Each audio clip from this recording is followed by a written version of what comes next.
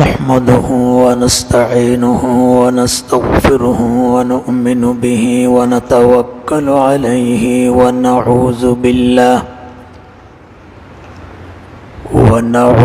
بالله من شرور أنفسنا ومن سيئات أعمالنا.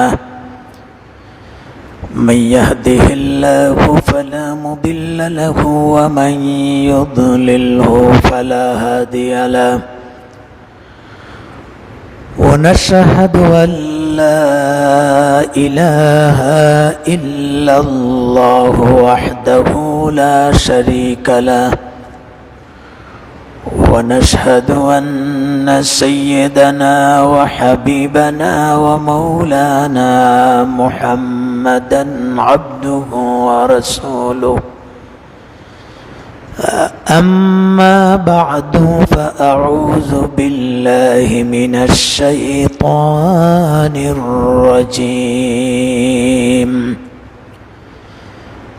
بسم الله الرحمن الرحيم.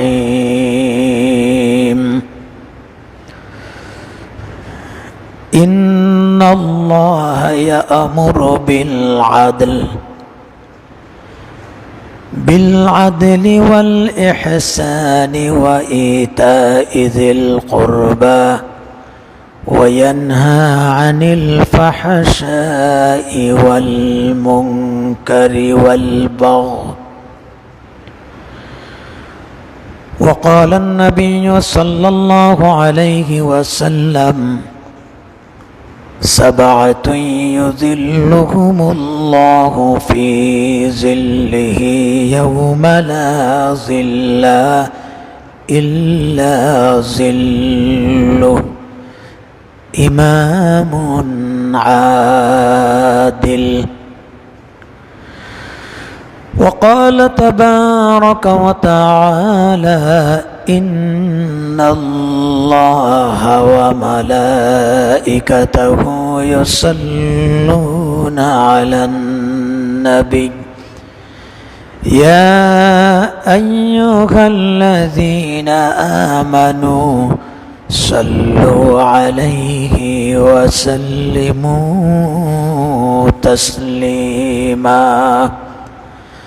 اللهم صل على سيدنا محمد وعلى آل محمد كما صليت على إبراهيم وعلى آل إبراهيم إنك حميد مجيد. اللهم بارك على محمد وعلى آل محمد كما باركت على إبراهيم وعلى آل إبراهيم إنك حميد مجيد. সম্মানিত মুসল্লিয়ানে کرام, দেশে এবং দেশের বাইরে আজকের এই জুমার আলোচনা যারা দেখছেন শুনছেন, সম্মানিত দিনী ভাই এবং বোনেরা, আসসালামু আলাইকুম ওয়া রাহমাতুল্লাহি ওয়া বারাকাতুহু। আল্লাহ রাব্বুল আলামিন আহকামুল হাকিমিনের মেহেরবানি, যিনি আমাদেরকে সকল প্রকারের প্রতিকূল অপেক্ষা করে পবিত্র সালাতুল জুমা আদায়ের জন্য আল্লাহ পাকের ঘরে উপস্থিত হওয়ার তৌফিক দিয়েছেন, সেই মহান মাবুদের দরবারে দিল থেকে কালিমাতুর শুকর আদায় করি, আলহামদুলিল্লাহ। আমরা আল্লাহর দরবারে আরো শুকরিয়া আদায় করছি, লাকাল হামদু বিল ঈমান, যিনি আমাদেরকে ঈমানের মতো মহান দৌলত দান করেছেন। ওয়া লাকাল হামদু বিল কোরআন, যিনি আমাদেরকে তার সর্বশ্রেষ্ঠ বিধান আল্লাহ রাব্বুল আলামিনের কোরআন দান করেছেন। ওয়া লাকাল হামদু বিল ইসলাম, এবং যিনি আমাদেরকে তার মনোনীত জীবন ব্যবস্থা ইসলামের অনুসারী বানিয়েছেন। এই জন্য আবারও বলি আলহামদুলিল্লাহ। সম্মানিত উপস্থিতি, আমি গত জুমায় আপনাদের সম্মুখে যে বিষয় নিয়ে আলোচনা শুরু করেছিলাম, আজকের তার বাকি অংশ আলোচনা করার চেষ্টা করব ইনশাআল্লাহ। আমাদের আলোচ্য বিষয় হচ্ছে সোশ্যাল জাস্টিস, সামাজিক ন্যায় এবং বিচার প্রতিষ্ঠায় কোরআন এবং সুন্নাহর দিক নির্দেশনা। এই প্রসঙ্গে আমি পবিত্র কোরআনুল কারীমের সূরা আন-নহলের 90 নম্বর আয়াত তেলাওয়াত করছিলাম। অবশ্য আপনাদের জানা আছে, আল্লাহ রাব্বুল আলামিন বলছেন, ইন্নাল্লাহা ইয়া'মুরু বিল আদলি ওয়াল ইহসান ওয়া ইতা'i যিল কুরবা ওয়া ইয়ানহা আনিল ফাহশাই ওয়াল মুনকারি ওয়াল বাগই ইয়া'iযুকুম লা'আল্লাকুম তাযাক্কারুন। নিঃসন্দেহে তিনি আল্লাহ তোমাদেরকে নির্দেশ প্রদান করেছেন ন্যায় প্রতিষ্ঠার জন্য, ওয়াল ইহসান এবং সমাজে ইহসান প্রদান করার জন্য, ওয়া ইতা'i যিল কুরবা নিকট আত্মীয়দেরকে সাহায্য করার জন্য, ওয়া ইয়ানহা আনিল ফাহশাই ওয়াল মুনকার এবং তিনি তোমাদেরকে নিষেধ করেছেন অশ্লীলতা, সোশ্যাল ক্রাইম, মন্দ কর্ম এবং সীমালঙ্ঘন কাজ থেকে। ইয়া'iযুকুম লা'আল্লাকুম তাযাক্কারুন, আল্লাহ পাক এই জন্য তোমাদেরকে উপদেশ দিয়েছেন যাতে করে তোমরা তার উপদেশকে গ্রহণ করতে পারো। এই আয়াতটা তাফসীরের ভাষায় একটি জামে' মানে, অত্যন্ত তত্ত্ববহুল এবং তাৎপর্যপূর্ণ। হযরত আব্দুল্লাহ বিন মাসউদ রাদিয়াল্লাহু তাআলা আনহু তিনি বলেছেন যে আল্লাহ রাব্বুল আলামিন এই আয়াতের ভিতরে ইসলামের যত শিক্ষা আছে সব শিক্ষাগুলিকে জাতির জন্য একত্রিত করেছেন এবং এটি একটি এমন এক গুরুত্বপূর্ণ আয়াত। হযরতে উসমান ইবনে মাজউন রাসূলুল্লাহর একজন বিশিষ্ট সাহাবী রাদিয়াল্লাহু তাআলা আনহু। সাহাবীদের নাম শুনলে কি বলবেন? রাদিয়াল্লাহু তাআলা আনহু। হযরত উসমান বিন মাজউন রাদিয়াল্লাহু আনহু বলেন, নবী করিম সাল্লাল্লাহু আলাইহি ওয়াসাল্লাম যখন তিনি নবুয়তের প্রচার এবং প্রসার মানুষের সামনে প্রকাশ করলেন, আমি লোকমুখে মানুষের মুখে মুখে শুনে ইসলাম গ্রহণ করেছিলাম, কিন্তু ইসলামের গভীরতায় আমি যাই নাই। যেই দিন আল্লাহ রাব্বুল আলামিন তার হাবিবের কাছে সূরা নহলের 90 নম্বর আয়াত তেলাওয়াত করলেন, নাজিল করলেন, সেই দিন থেকে আমি আল্লাহর হাবিবের উপরে শুধুমাত্র গভীর ঈমান ধারণ করি নাই, বরঞ্চ জীবনের সকল মায়া মহব্বত ত্যাগ করে আল্লাহর রসুলকে প্রাণের চাইতে ভালোবেসে নিলাম। এই আয়াতে আমাকে ঈমানের গভীরতায় নিয়ে গেছে, রসুলের মহব্বত আমার অন্তরের ভিতরে জায়গা করে দিয়েছে। শুধু তাই না, হযরতে আকসাম ইবনে সাইফি মক্কা শরীফের একজন বড় নেতৃস্থানীয় লোক ছিলেন, বনি তামিম গোত্রের সর্দার।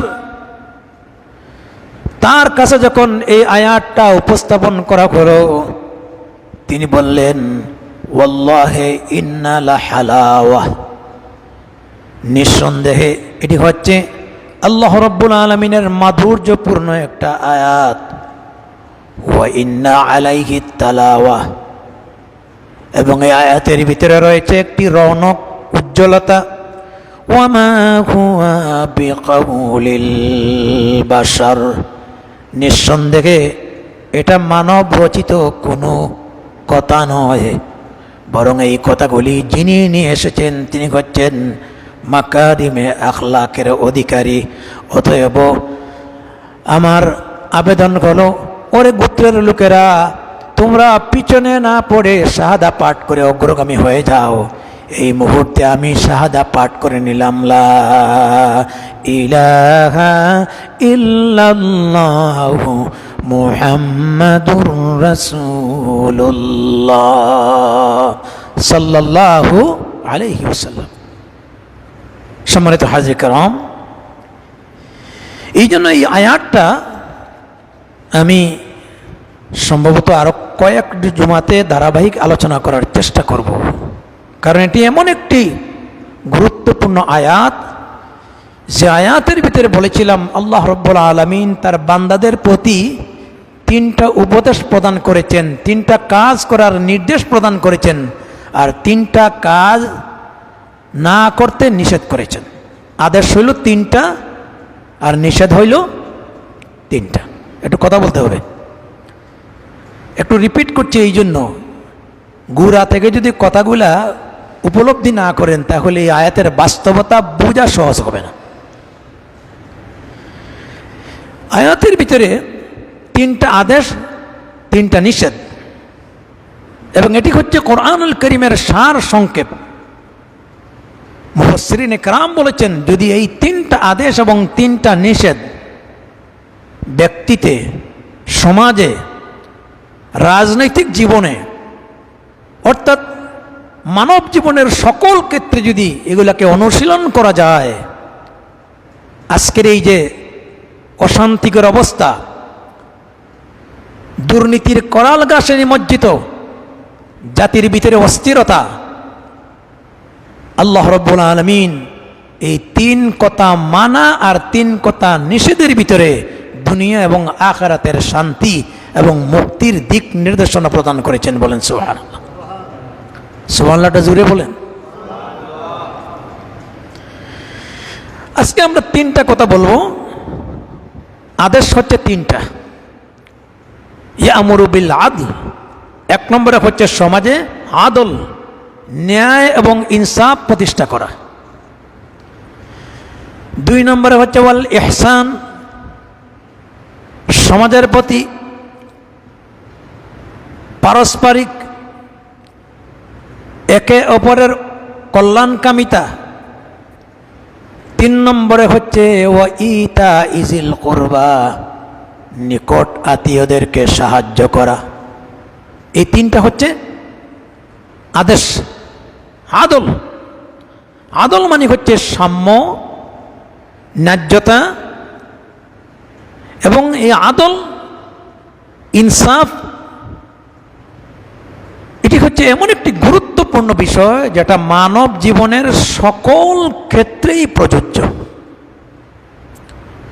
কারণ সমাজ জীবে যদি ইনসাফ থাকে না, বেইনসাফ থাকে, তাহলে মানুষের ভিতরে ভ্রাতৃত্ববোধ থাকে না, মানুষের ভিতরে সহমর্মিতা থাকে না, মানুষের ভিতরে ত্রাস সৃষ্টি হয়ে যায়। এবং যারা আদলের বিপরীত বেইনসাফি, জুলুমের পথ বাছাই করে, শাসকের দ্বারা জাতি শোষিত হতে থাকে। আজকের বাংলাদেশ তার বাস্তবতা। যেই দেশটা পাকিস্তান হানাদার বাহিনীর কাছ থেকে স্বাধীন হয়েছিল, সমাজের ভ্রাতৃত্ববোধ, ইনসাফ এবং নিরাপত্তা প্রতিষ্ঠার জন্য, সেই স্বাধীনতার পর থেকে অর্ধশত বছর পেরিয়ে গেল, আজও এই সমাজে ন্যায় এবং ইনসাফ খুঁজে পেল না। কথা ঠিক কিনা বলেন? 5 তারিখের যে গণ অভ্যুত্থান, 15 থেকে 17 বছরের দুঃশাসন, জাতি জ্বলে পুড়ে ছাইকার হয়ে গেছে। আমাকে একজন জিজ্ঞাসা করল যে ছাত্র বৈষম্য, তাদের প্রথম দাবি ছিল কোটা আন্দোলন, কিন্তু আল্লাহর কি কেরেশমা, মাত্র কয়েকটা দিনের ভিতরে কৌটা সংস্কার করতে গিয়ে রাষ্ট্র পর্যন্ত সংস্কার করতে হলো। কথা বলেন না কেন? কারণ কিছু ঘুরতে গিয়ে দেখা গেছে সাপে ভর্তি। আমি বললাম, ভাই এই যে পরিবর্তন, এটার পিছনে আল্লাহ তাআলার কুদরত, আল্লাহর ক্ষমতা। কার ক্ষমতা? ও মাকারু মাকার আল্লাহ, তোমরাও কৌশল করো, আল্লাহও কৌশল করেন। আল্লাহ ছাড় দেন, আল্লাহ ধরলে ধরেন আর ছাড়লে ছাড়েন, যারে ধরেন তারে আবার ছাড়ও দেন না। আপনারা কি মনে করেন এই দীর্ঘদিনের জুলুম, শুধুমাত্র এই জুলমের শিকার আমরা হয়েছিলাম? পৃথিবীর মানচিত্রে এই দেশের জঘন্যতম জুলুম, আয়নাঘরে মানুষকে আবদ্ধ রেখে 8-10 বছর, কি অন্যায় এবং কি জুলুম, কি বেইনসাফি করা হয়েছে। ওরা তো মনে করেছিল সম্ভবত আর পৃথিবীর মুখ কোনোদিন দেখতে পারবো না। ওরা তো মনে করেছিল মনে হয় আর বেঁচে থাকার কোনো ব্যবস্থা ভবিষ্যতে আর হবে না। এই যে জুলুম, এই যে বেইনসাফি, একটা নিরীহ নিরপরাধ মানুষকে অন্ধকারের গভীর এই গর্তে রেখে তাদের উপরে যে জুলুম এবং নির্যাতন করা হয়েছিল, সেই জুলমের বদদুয়া আল্লাহর আকাশ পাতাল ভারী হয়ে গিয়েছিল। সেই জুলুমটা জগদ্দল পাথরের মতো বসিয়েছিল। আল্লাহ রব্বুল আলামিন এই দেশের কিছু সাহসী তরুণ এবং ছাত্র সমাজের আন্দোলনে আলহামদুলিল্লাহ আজকে জুলুমের অবসান ঘটিয়েছিলেন। এটি আল্লাহ পাক রব্বুল আলামিনের আসমানেই ফয়সালা ছিল। কথা বলেন না কেন? এই জন্য সম্মানিত হাজরিন কেরাম, এখন আল্লাহ তাআলা আমাদেরকে হাফ ছাড়ার সুযোগ দিয়েছেন, শ্বাস ছাড়ার সুযোগ দিয়েছেন, স্বাধীনভাবে চলার কথা বলার সুযোগ করে দিয়েছেন, বলি আলহামদুলিল্লাহ। কিন্তু এখনো আমরা পরিপূর্ণ মুক্ত হতে পারি নাই, একটি ভালো ন্যায় বিচার শাসন দেখতে পারি নাই। ভবিষ্যতে কবে দেখব তাও জানি না। একটা জিনিস মনে রাখবেন, আমরা বাঙালি জাতির একটা খারাপ অভ্যাস আছে, কষ্ট সইতে পারি না, আবার কষ্ট দূর হয়ে গেলে এটা খুব সহজে ভুলেও যায়। কথা বলেন না কেন? ভুললে চলবে না। অতীতের দুঃশাসন এই বাংলাদেশ আর চায় না, এই জাতি আর আয়না করে যাইতে চায় না। এই জাতির উপরে জুলুম নির্যাতনের স্তূপ রুলার চালিয়ে নিষ্পেষণ করা হবে, এই শাসন আর দেখতে চায় না। ঠিক কিনা বলেন? তো যদি চান সুশাসন, সমাজে ইনসাফ, ন্যায় বিচার প্রতিষ্ঠা করা, তাহলে এই যে 2 জুমা ধরে আমরা আলোচনা করছি, এই আয়াত থেকে শিক্ষা নিয়ে আমাদের সমাজ গড়ার স্বপ্ন নিতে হবে। আল্লাহ শিক্ষা, নির্দেশটা কার? ইন্নাল্লাহা ইয়ামুরু বিল আদল, আল্লাহ তোমাদেরকে নির্দেশ প্রদান করেছেন সমাজে তোমরা যেন ন্যায় এবং ইনসাফ প্রতিষ্ঠা করতে পারো। কোরআনে কারিমে আল্লাহ রাব্বুল আলামিন ন্যায় এবং বিচার প্রতিষ্ঠা করার জন্য সূরা হাদীদের 25 নম্বর আয়াতে আল্লাহ পাক বলছেন, ওয়ালাকাদ, আল্লাহ পাক বলেন, লাকাদ আরসালনা রুসুলানা বিল বাইয়িনাত ওয়া আনজালনা মাআহুমুল কিতাবা ওয়াল মিজান লিয়াকুমান নাস বিল কিসত। আল্লাহ রাব্বুল আলামিন বলছেন, লাকাদ আরসালনা রুসুলানা বিল বাইয়িনাত, নিঃসন্দেহে আমি আমার রসুলদেরকে স্পষ্ট প্রমাণাদি সহকারে পাঠিয়েছি। ওয়া আনজালনা মাআহুমুল কিতাব, আর আমি তাদেরকে সাথে দিয়েছি আমার মহান ওয়াহি আসমানি কিতাব, ওয়াল মিজান, এবং মানদণ্ড, লিয়াকুমান নাস বিল কিসত, যাতে করে তারা মানুষের উপরে সুবিচার প্রতিষ্ঠা করতে পারে। সুবহানাল্লাহ। একটি ইনসাফ ভিত্তিক সমাজ প্রতিষ্ঠার জন্য তেলাওয়াতকৃত আয়াতে আল্লাহ তাআলা তিনটা বিষয় উল্লেখ করেছেন। এক নম্বরে হচ্ছে আল্লাহ পাক প্রকাশ্য নিদর্শন এই জাতির সামনে তার অসংখ্য অগণিত পয়গাম্বর নাজিল করেছেন। নবীদেরকে নাজিল করেছেন কে? জোরে বলেন, আল্লাহ তাআলা। দুই নম্বরে আল্লাহ তাআলা তাদের সাথে ওহী নাজিল করেছেন, আসমানি কিতাব। আর তিন নম্বরে ন্যায় এবং অন্যায়, হক এবং বাতিলের পার্থক্য সমাজে ইনসাফ প্রতিষ্ঠার জন্য আল্লাহ তাআলা তাদেরকে দিয়েছেন মিজান, ন্যায়দণ্ড। এই তিনটি জিনিস। নবীরা হচ্ছেন এই পৃথিবীতে আম্বিয়া আলাইহিমুস সালাতু ওয়াস সালাম সর্বশ্রেষ্ঠ মানুষ। নবীরা আল্লাহর মনোনীত পয়গম্বর। নবীদের কথা উম্মতের জন্য মানা ফরজ। তার কারণ হচ্ছে নবীরা তারা নিজস্ব মন মস্তিষ্ক কোনো আইন মানুষের সামনে চাপিয়ে দেন না। আল্লাহ পাক বলেছেন, মা ইয়ানতিকু আনিল হাওয়া ইন হুয়া ইল্লা ওয়াহিয়ুন ইউহা।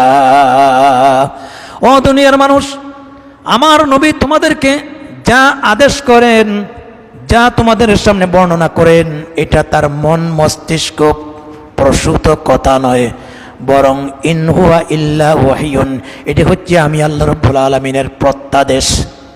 আমি আল্লাহ যা নাজিল করি তিনি তা প্রচার করেন। অতএব নবীদের কথা মানতে হবে। আসলে নবীদের কথা হচ্ছে আল্লাহ রাব্বুল আলামিনের কথা। নবীদের কথা কার কথা? আল্লাহর কথা।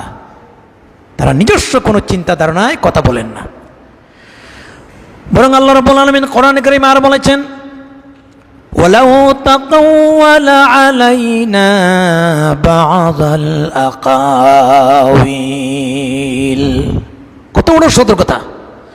আল্লাহ রাব্বুল আলামিন বলছেন, যদি আমি জানতাম নবীরা তারা নিজস্ব মন গড়া কথা আল্লাহর কথা বলে চালিয়ে দিচ্ছেন, প্রচার করে দিচ্ছেন, আল্লাহ পাক বলছেন আমি নবীদের ডান হাত চেপে ধরে তার কণ্ঠ নালী দ্বিখণ্ডিত করে দিতাম। আল্লাহু আকবার! কত বড় সতর্কতা! এই জন্য নবীরা যে কথা বলেন, এই কথা কার কথা? নবীরা যা নিয়ে এসেছেন এটা আল্লাহর ওহী, কোরআন। এটা আল্লাহর কালাম নয়, এটা আল্লাহর কালাম, এটা মানুষের বানানো কোনো পুস্তক নয়।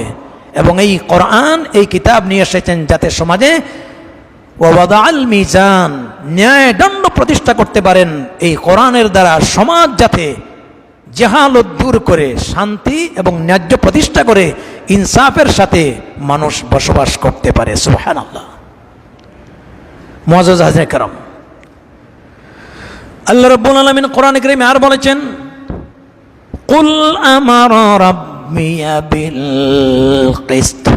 হে নবী, আপনি লোকদিগকে বলে দিন আমার প্রভু আমাকে ন্যায় বিচার করার নির্দেশ প্রদান করেছেন। শুধু তাই না, সকলের সাথে ইনসাফ ভিত্তিক সমাজ কায়েমের জন্য আল্লাহ রাব্বুল আলামিন আর বলেছেন, ইন হাকামতুম বাইনান নাস আন তাহকুমু বিল আদল। আল্লাহ পাক বলেন,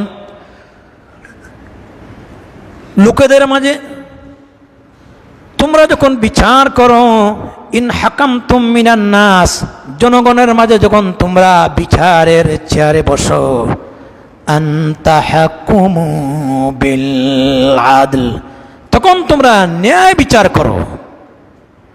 নির্দেশটা কার? আরো জোরে বলেন, আল্লাহ পাকের। এখন এই নির্দেশগুলি আমরা মানতে পারি নাই। এই নির্দেশের আলোকে কোরআন ভিত্তিক একটি সমাজ আজ পর্যন্ত বিনির্মাণ করতে পারি নাই।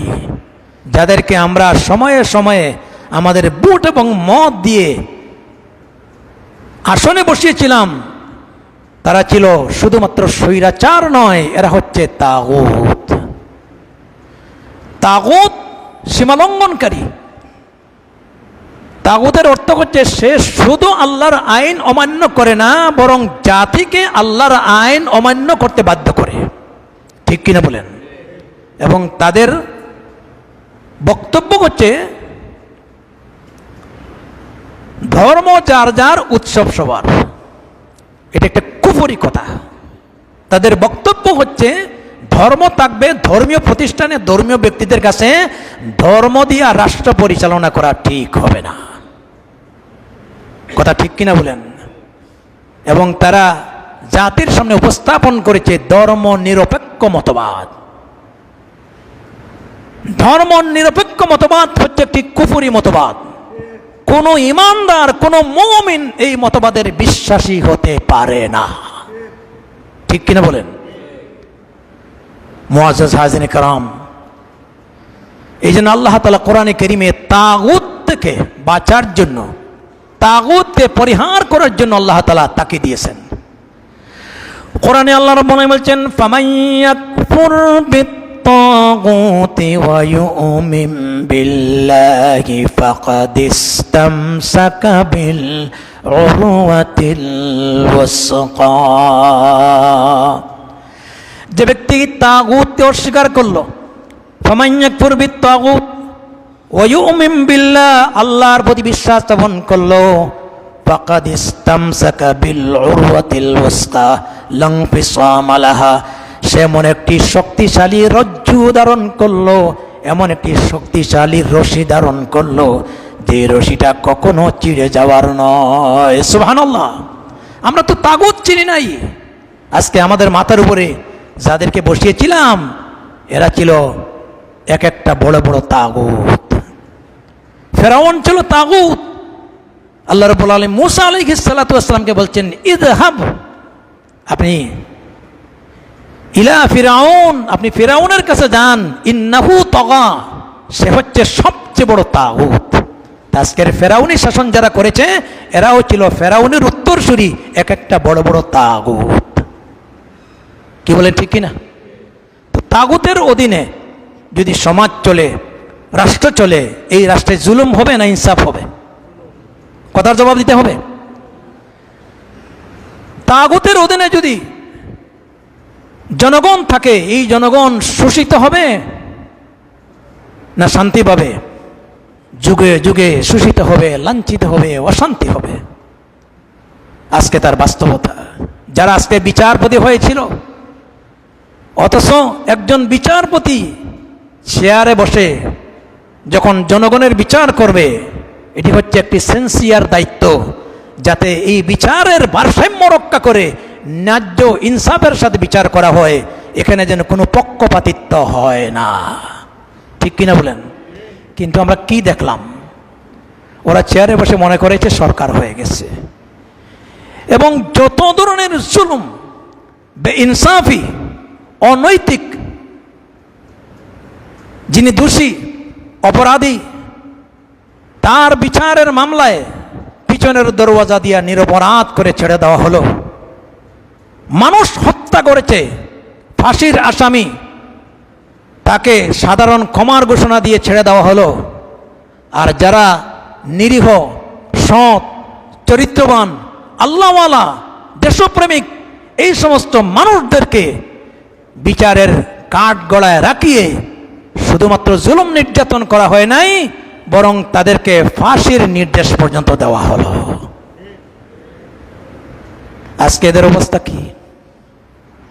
কিছুদিন আগে দেখলাম সাবেক এক বিচারপতি দেশ থেকে পলায়নের সময় ইন্ডিয়ার বর্ডারে গিয়ে ধরা পড়েছে। দেখছেন কিনা? এক কথা বলেন না কেন? দেখেন নাই? যিনি অহংকারের বসে বলেছিলেন, আমি সাইদিকে ফাঁসি দিয়েছি, বিশ্ববরেণ্য মুফাসসিরে কোরআন, বাংলাদেশের অহংকার, আলেমকুল শিরোমণি, খানায় কাবার ভিতরে যিনি প্রবেশ করার সুযোগ পেয়েছিলেন, সেই বিশ্ববিখ্যাত নন্দিত আলেমে দ্বীনকে ফাঁসি দিয়েছেন, এটা তিনি অহংকারের সহিত বলতেছেন। এই দেশে জঙ্গিদের তালিকা করা হয়েছিল, শত শত আলেম উলামাদের নাম দিয়ে অহংকার করে বলছে, আমি এই জঙ্গিদের তালিকা করেছি।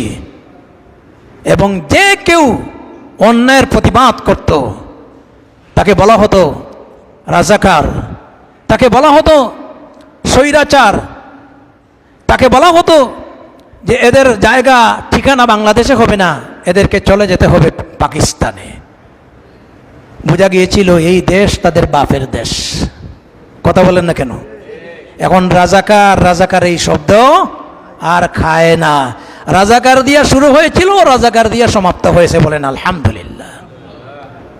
আমার এই তরুণ এবং যুবক আজকে স্লোগান দিতে বাধ্য হয়েছে, তুমি কে আমি কে? রাজাকার রাজাকার। কে বলেছে? কে বলেছে? স্বৈরাচার স্বৈরাচার। আল্লাহ রাব্বুল আলামিন জুলুমের পরিণতি অবশ্যই দেখাবেন, এটা আমার বিশ্বাস ছিল, আপনারা ইমানদারদেরও বিশ্বাস আছে। কিন্তু এত তাড়াতাড়ি এদের পরিণতি দেখবো, এটা আমি আশ্চর্য হয়ে গেছি। আল্লাহু আকবার। লাঞ্ছনা, বঞ্চনা, ধিক্কার এবং এদের উপরে মানুষের যে ক্ষোভ আপনারা দেখেছেন। যিনি বিচারপতি কিছুদিন আগে চেয়ারের মালিক, অহংকার আর দাম্ভিকতার কারণে তাদের কাছে যাওয়া গেছে না। আজ আল্লাহ পাক এদেরকে এমনভাবে অবহেলিত করেছেন, লাঞ্ছিত করেছেন, অপমানিত করেছেন, পলায়ন করেও দেশ ত্যাগ করতে পারে নাই। এমনকি যখন আদালতে তাকে তোলা হয়েছে, মানুষের কুবের বিস্তার ঘটেছে, পচা ডিম, জুতা আর ঝাড়ু দিয়ে এদেরকে নিক্ষেপ করেছে। কথা বলেন না কেন? বিষয়টা ভুল বুঝবেন না। এইভাবে আসামিকে পচা ডিম মারা ঠিক না, কিন্তু এটা তাদের প্রাপ্য ছিল, এটা তাদের কপাল, এটা তাদের প্রাপ্য ছিল। কারণ জাতিকে যারা পদে পদে লাঞ্ছিত করেছে, অতিষ্ঠ করেছে, একটি বৃহত্তর মুসলিম রাষ্ট্রকে জঙ্গি বানিয়ে বিশ্বের দরবারে, বিশ্বের মানচিত্র লাঞ্ছনা করার চেষ্টা করেছে, আল্লাহ রাব্বুল আলামিন মজলুমের বদদুয়ার কারণে এদেরকে তছনছ করে জাতির সামনে আল্লাহ পাক লাঞ্ছনা করা দেখিয়ে দিয়েছেন যে যারা জুলুম করে, নির্যাতন করে, বেইনসাফি করে, দুনিয়াতে এদের পরিণতি আইনা তাজহাবুন, যাবে কোথায়? আইনাল মাফার। দুনিয়াতে যে এইভাবে পলায়ন করে ভাগিয়ে নিজেকে বাঁচানো যাচ্ছে না, কিয়ামতের দিন আল্লাহর দরবার থেকেও তাদেরকে বাঁচিয়ে যাওয়া সম্ভব হবে না। ঠিক কিনা বলেন? এরা নিজেরা ছিল বিচারক, কিন্তু ভুলে গিয়েছিল এদের উপরে বিচারক আরেকজন আছেন। কে? এই মুসলমানরা আল্লাহ নাম আসতে নেন কেন? আওয়াজ দিয়ে বলেন, সবচেয়ে বড় বিচারক কে? আরো জোরে। এ আল্লাহ আছেন কি নাই? কোরআনে কারীমে আল্লাহ রাব্বুল আলামিন সূরা ৩ আল্লাহ পাক বলেছেন, আলাইসাল্লাহু বিআহকামিল হাকিমিন। তিনি কি বিচারকদের ভিতরে শ্রেষ্ঠ বিচারক নন? অবশ্যই। আল্লাহর পাকড়াও, আল্লাহর বিচার থেকে আইনাল মাফার, ভাগিয়ে গিয়েও বাঁচানো যাবে না। এই জন্য এদের জন্য দুনিয়াতে যেমন লাঞ্ছনা রয়েছে, আখিরাতেও রয়েছে আল্লাহর পক্ষ থেকে আরো বড় বড় শাস্তি। আছে কি নাই? আছে কি নাই? আছে। শিক্ষা নিতে হবে। এই যে বর্তমান পরিস্থিতি বাংলাদেশের এবং বিশ্বের, এগুলা সব মুসলমানদের জন্য শিক্ষণীয়, ইমানদারদের জন্য শিক্ষণীয় ইবরত। যুগে যুগে প্রতারিত হবেন, শিক্ষা নেবেন না, আল্লাহর কোরআন, নবীর এই অনুসরণ আপনার জীবনে বাস্তবায়ন করবেন না, আল্লাহর কসম করে বলছি, কিয়ামত পর্যন্ত আপনি কোনোদিন শান্তি পাবেন না। ভবিষ্যতে যারাই আসবেন, চিন্তা করে আসতে হবে যে এই দেশে গিয়ে চেয়ারে বসে বেইনসাফি করে, জুলুম নির্যাতন করে দুনিয়াতেও সম্মান পাওয়া যায় না, আখিরাতেও সম্মান পাওয়া যায় না। কোরআনে কারীমে আল্লাহ রাব্বুল আলামিন বলছেন, ومن لم يحكم بما أنزل الله فأولئك هم الكافرون। আল্লাহ রাব্বুল আলামিন আবার বলেছেন, ومن لم يحكم بما أنزل الله فأولئك هم الفاسقون। আল্লাহ রাব্বুল আলামিন আরেক জায়গায় বলেছেন, ومن لم يحكم بما أنزل الله فأولئك هم الظالمون। আওয়াজ দিয়ে কথাটা বলেন কার? আল্লাহর নামটা মধুর স্বরে নেন, আওয়াজ দিয়ে বলেন কথাটা কার? আল্লাহ বলছেন, আমার দেওয়া আইন দিয়ে, আমার দেওয়া বিধান দিয়ে যারা রাষ্ট্র পরিচালনা করে না, তারা কাফের, তারা ফাসিক, তারা জালেম। এদের পরিচয় হলো কাফের, এদের পরিচয় হচ্ছে ফাসিক, এদের পরিচয় কি? জালিম। তো আপনি ক্ষমতার মসনদে কাফেরকে বসালেন, ফাসিককে বসালেন, জালিমকে বসালেন, আর শান্তি চাই, শান্তি চাই, ইনসাফ চাই, ইনসাফ চাই। আল্লাহর কসম করে বলছি, যদি জুলমের শাসন থাকে, ফাসিকের শাসন থাকে, কুফরি শাসন থাকে, আল্লাহ দ্রোহিতার শাসন থাকে, কিয়ামত পর্যন্ত এদের কাছ থেকে জাতি কোনোদিন শান্তি পাবে। এই জন্য আপনাদেরকেও বিচার বিবেচনা করতে হবে, রাষ্ট্র নিয়ে চিন্তা করতে হবে। শান্তিতে আল্লাহর বিধান মতে বসবাস করতে গেলে আপনাদের ইমামকেও আদিল, ন্যায়পরায়ণ ইমাম বাছাই করতে হবে। ইমাম দুই ধরনের, একটা হলো ইমামতে কুবরা, আর একটা হলো ইমামতে সুগরা। মসজিদে যারা আমরা ইমামতি করি তারা আমাদের ইমামটা ছোট ইমাম, আর হাদিসের ভাষায় ইমামতে কুবরা বলা হয়েছে বড় ইমাম, তিনি রাষ্ট্রের নির্বাহী ক্ষমতার অধিকারী। রাষ্ট্রের প্রধান যদি নিজে ন্যায় ইনসাফ প্রতিষ্ঠা করেন, আল্লাহর হুকুম মতে চলেন, জাতিকে হুকুম মতে চালান, তার সম্মান শুধু দুনিয়াতে নয় আখেরাতেও আছে। আর যদি তিনি বেইনসাফি করেন, তার লাঞ্ছনা দুনিয়া এবং আখেরাতেও আছে। আছে কি নাই? মুআজ্জাজ হাজির কেরাম, বস্তা বস্তা নেকি তো জানি আমরা, বিভিন্ন দুরুদ, এরপরে বিভিন্ন ফজিলতে, অথচ একজন ন্যায়পরায়ণ শাসকের ফজিলত কতটুকু আমরা জানি না। আজকে দেখেন, আমি এই কথাগুলি লিখে নিয়ে আসছি। রাসূল করিম সাল্লাল্লাহু আলাইহি ওয়াসাল্লাম একজন ন্যায় বিচারকের মর্যাদা কতটুকু হাদিসে তিনি বর্ণনা করেছেন। قال النبي صلى الله عليه وسلم إن المقسطين عند الله سبحانه وتعالى على منابر من نور عن اليمين الرحمن عز وجل। রাসূল করিম সাল্লাল্লাহু আলাইহি ওয়াসাল্লাম তিনি ইরশাদ করেছেন, নিশ্চয় ওই সমস্ত ন্যায় বিচারক কিয়ামতের দিন আল্লাহ রাব্বুল আলামিনের দরবারে নূরের মিম্বরে আল্লাহর ডান পাশে অবস্থান করবেন। আর আস্তে সুবহানাল্লাহ, হাদিসের কথা। রাসূলুল্লাহ সাল্লাল্লাহু আলাইহি ওয়াসাল্লাম বলেছেন, যারা ন্যায় বিচারক, ন্যায় শাসক, সমাজে বেইনসাফি করে নাই, ইনসাফ প্রতিষ্ঠা করেছে, এই লোকটার মর্যাদা কিয়ামতের দিন আল্লাহ তাআলার আসনের কাছাকাছি ডান পাশে নূরের আসনে তাকে বসাইয়া আল্লাহ তাআলা সম্মান দিবেন। শুধু তাই না, ওয়ান আব্দুল্লাহ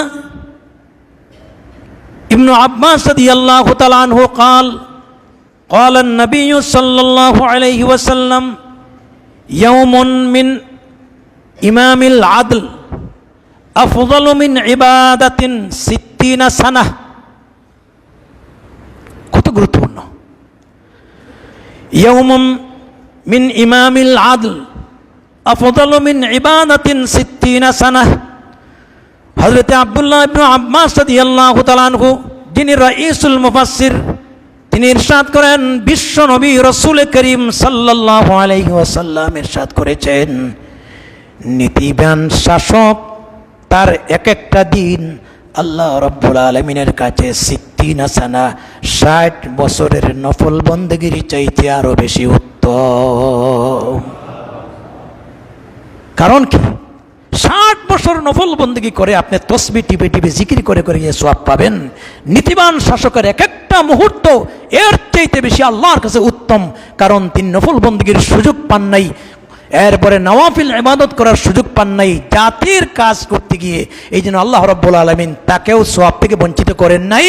আল্লাহ তাআলা নওয়াফিল বন্দেগী করলে 60 বছর যা হবে, ন্যায়বান নীতি শাসকের এক একটা মুহূর্ত আল্লাহর কাছে তার মর্যাদা বেশি হবে। আরো জোরে বলেন সুবহানাল্লাহ। সম্মানিত হাজির করম, এই জন্য কোরআনে কারিমে আল্লাহ রাব্বুল আলামিন তার নবীকে শুনিয়ে দিয়েছেন, হে নবী আপনি জানিয়ে দিন, ও উমিরতু লিআদিলা বাইনাকুম, ওহে আমার উম্মতেরা, তোমাদের মাঝে আল্লাহ রাব্বুল আলামিন আমাকে ন্যায় ইনসাফ প্রতিষ্ঠা করার জন্য প্রেরণ করেছেন।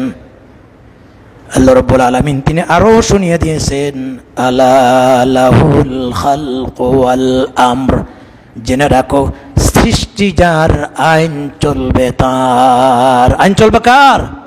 এই দুনিয়ার সৃষ্টি কে করেছেন? স্রষ্টাকে।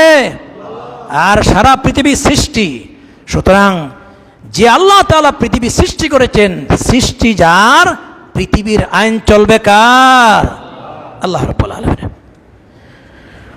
মুআজ্জাজ হাজির কেরাম, এই কথাগুলি বাস্তবায়ন করতে গিয়ে বিশ্বনবী রাসূল করিম সাল্লাল্লাহু আলাইহি ওয়াসাল্লামের 63 বছরের জিন্দেগিতে অতিবাহিত করেছেন এবং তিনি মাদানী জীবনে 10টি বছর একটি ইসলামিক প্ল্যাটফর্ম বাস্তবায়ন করে দেখিয়ে দিয়ে গেছেন, যেটা আজও মদিনার সনদে স্বর্ণ অক্ষরে ইতিহাসের পাতায় লিখিত রয়েছে। ঠিক কিনা?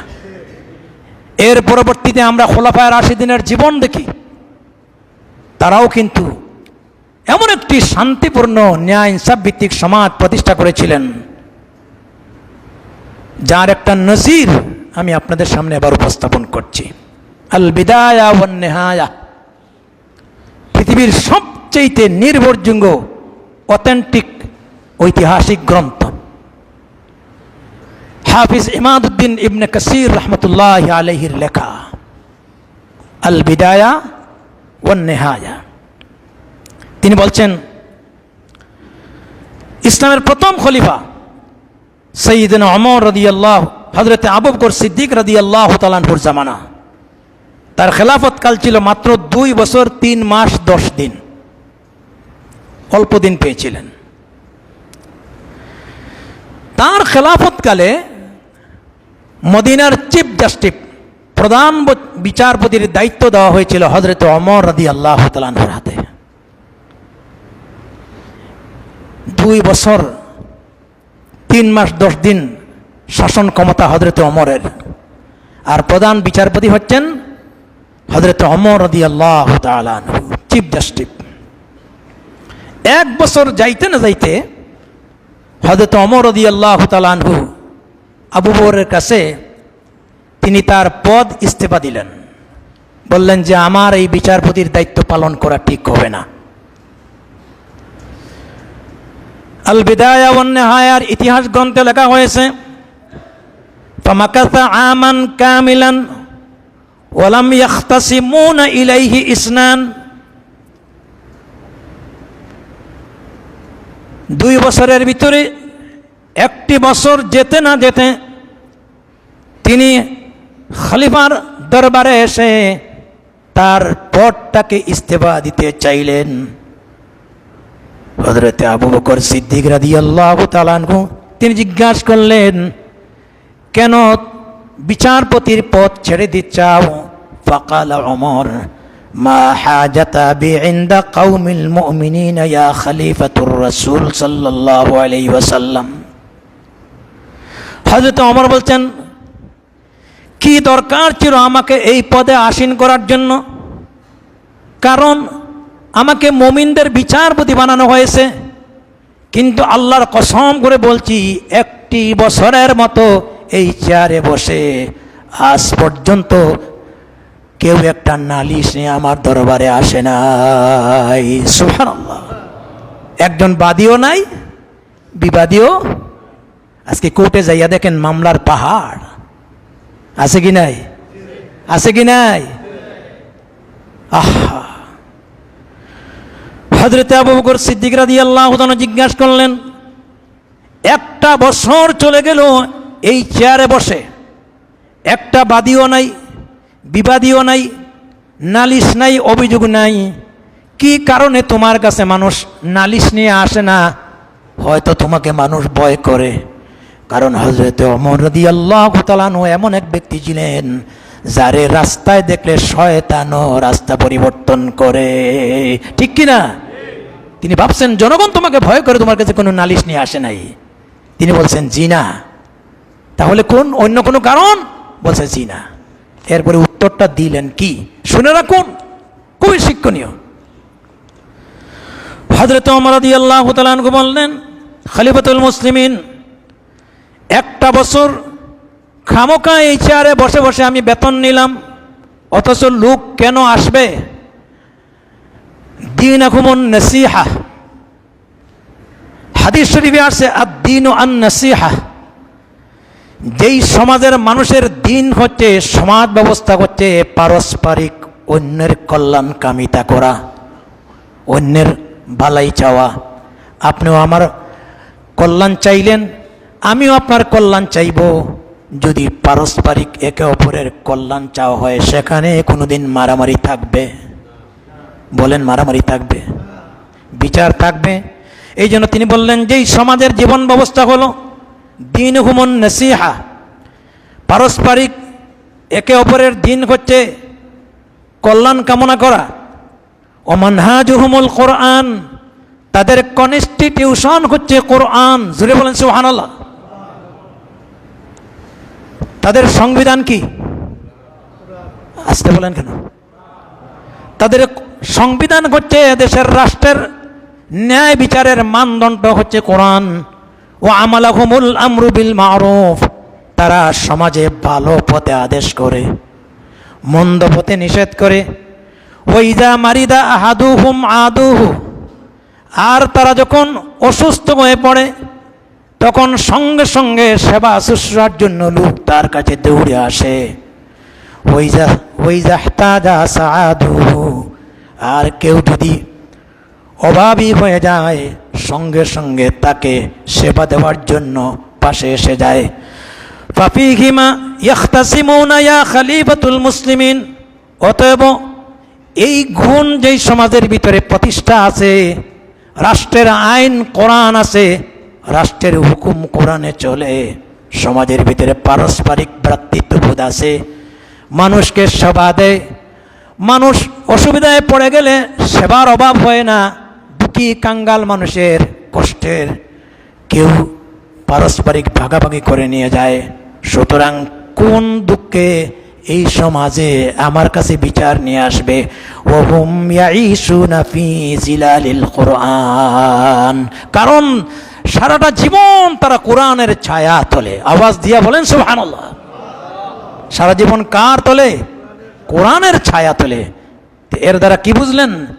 যদি আল্লাহর কোরআনের ছায়া তলে আমরা বসবাস করি, কোরআন ভিত্তিক সমাজ প্রতিষ্ঠা করার চেষ্টা করি, কোরআনী শাসনের ধারা সৎ মানুষ দিয়ে আমরা এই সমাজকে পরিবর্তন করতে পারি ইনশাআল্লাহ।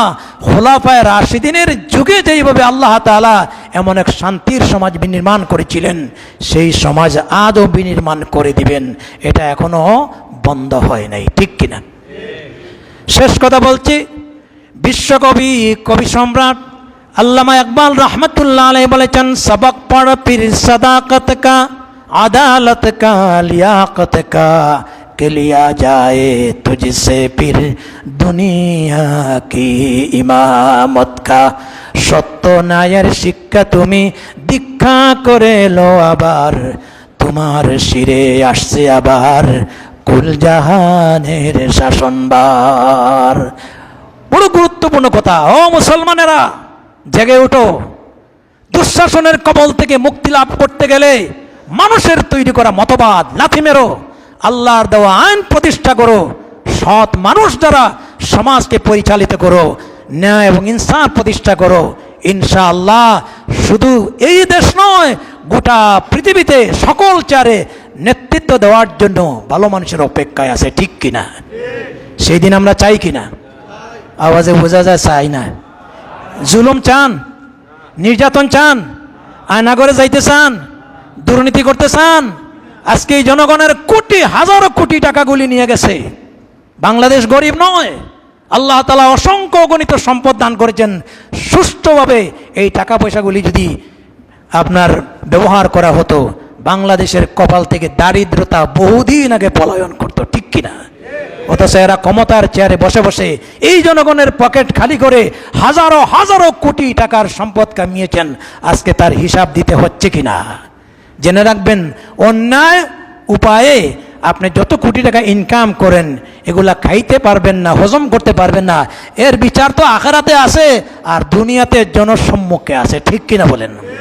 পৃথিবীর ইতিহাসে 300 জন এমপি পলায়ন করেছে, এমন কোন নজির আমরা কোথায় দেখি নাই। যা দেখলাম কোন দেশে? আসতে বলেন কেন?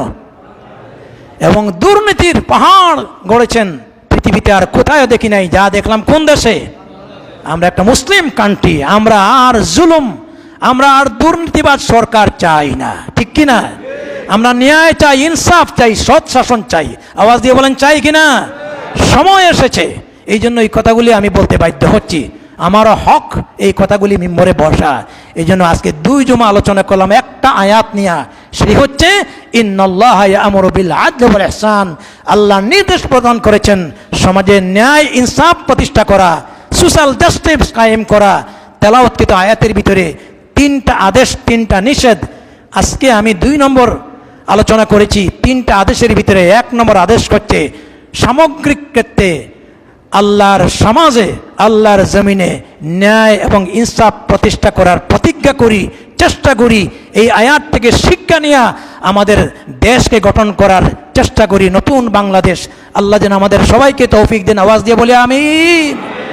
ওয়া আখিরু দাওয়ানা আনিল হামদুলিল্লাহি রাব্বিল আলামিন।